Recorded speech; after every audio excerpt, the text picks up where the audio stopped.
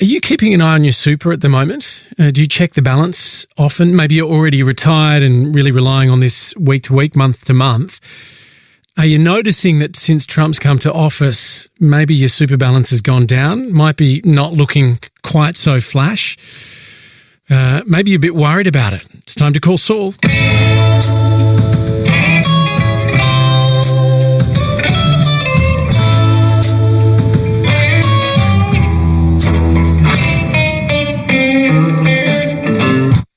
Saul Eslake is here. Very good morning to you, Saul.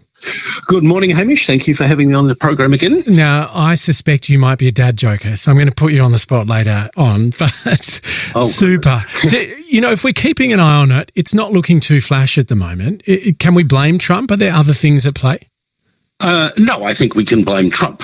Trump is pursuing a suite of economic policies that financial markets and indeed ordinary American consumers, according to the most recent survey of consumer sentiment in America that was released on Friday, believe are going to push the US into a recession that, to paraphrase Paul Keating, the US does not need to have.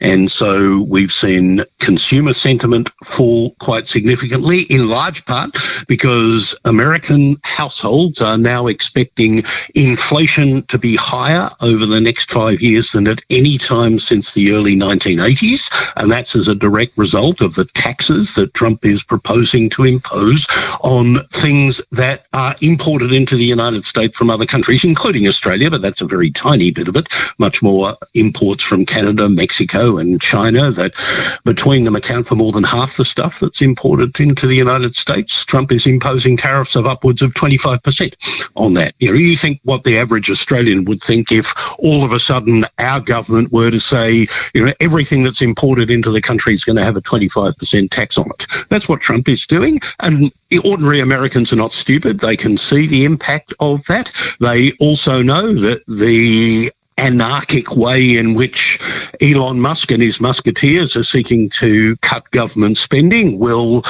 have a negative impact on economic growth, so much so that the head of the Commerce Department, which includes America's version of our Stats Bureau, wants to redefine GDP in order to cut government spending out of it so that they can pretend maybe it hasn't had a negative impact on economic growth. And then Trump is proposing measures that will worsen the US's already gargantuan budget deficit. So, financial markets know that's bad for the economy. They know it's bad for corporate profits. And it's no surprise, therefore, that shares have fallen by more than 10% from their peak immediately after Trump was inaugurated and are now lower than they were before the election in November last year. These things do come in waves, though, Saul. I mean, can we take the sort of the longer term approach and, maybe even accept some of the wisdom that's being bestowed on us by Trump's economic advisors saying it'll hurt for a bit, but it'll get better?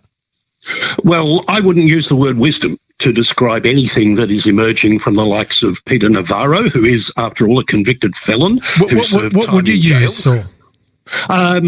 Nonsense, garbage, rubbish, ignorance, any of those kind of terms I would use to describe the kind of nonsense that is emanating from not just Mr. Trump itself, but from those who purport to be his economic advisors. Can you defy gravity in terms of economic policy?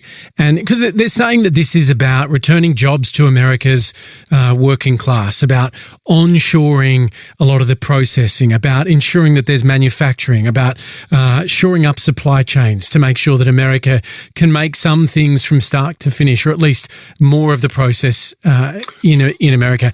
Can you actually do this without causing the kind of broader global economic carnage that you're describing? Yeah, I don't think so. And let's try and work through a simple example.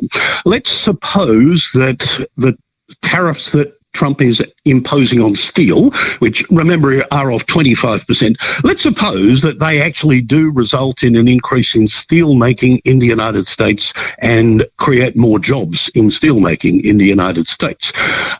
Even so, I mean, steel is not something you go out and buy. You don't go into the US equivalent of Bunnings and say, I'll have a slab of steel, please. You buy things that are made of steel, including, for example, motor vehicles, or if you're building a house, you might use steel joists to hold the roof up. What will be the consequence of Trump's tariffs is that the steel that is used to make so many other things will be perhaps 25% more expensive than it otherwise was. And that means, all else being equal, this is pretty basic economics.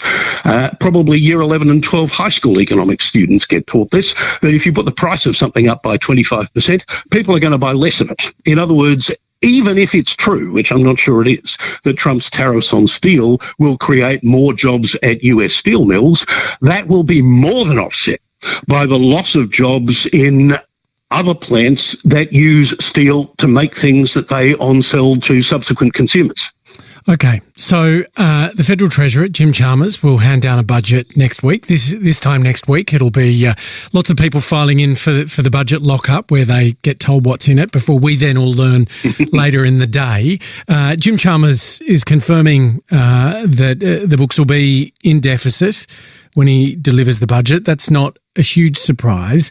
But how's all of this Trump stuff, inflation forecasts, potentially interest rate forecasts, how's that changing the picture for Australia? Are things, we've been told things are turning the corner, things are going to get better here.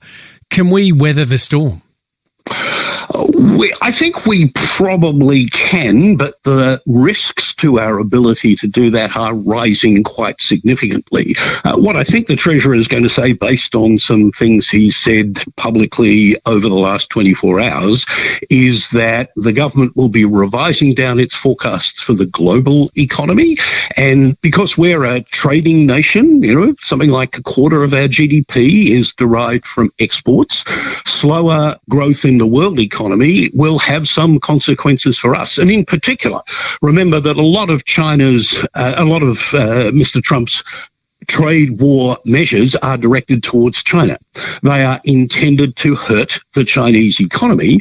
And to the extent that they do, that will have a bigger impact on us than the things that Trump is doing directly to the American economy, because China takes 36% of our exports of goods. That's about 8% of our GDP, whereas the United States only takes 4% of our exports. So what we need to be more worried about is the potential impact of the things that Trump is doing on the Chinese economy, and for that matter, the Japanese and the Korean economies, all of which are more important markets for us than the United States is.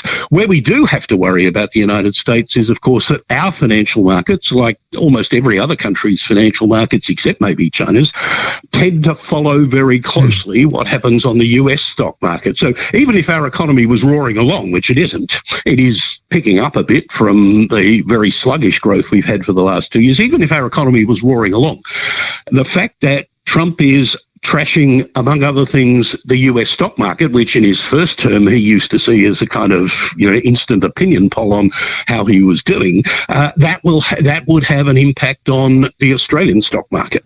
Okay, so we'll leave it there. Are you into dad jokes before you go? Do you appreciate them? Not really. My kids don't think anything I say is funny, except when it's to clean up their rooms or get out of bed on time. That's the only thing I say that they think is funny. Saul Eslake, thank you very much. You're welcome. Thanks for having me.